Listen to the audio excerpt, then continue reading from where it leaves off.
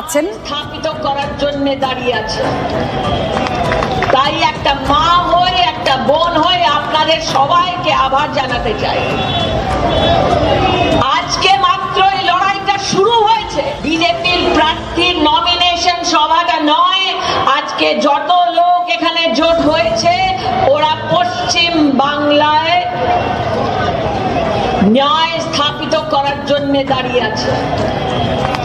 তাই একটা মা হয়ে একটা বোন হয়ে আপনাদের সবাইকে আভার জানাতে চাই।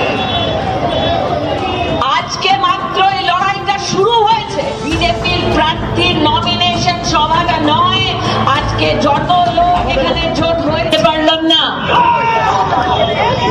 একদিন এক মঞ্চে দাঁড়িয়ে একটি মাকে সমর্থন জানাতে আমার পার্টি আমায় দায়িত্ব দিবে, আর আজকে ওই মাটা আপনার সামনে দাঁড়িয়ে আছে। এই মা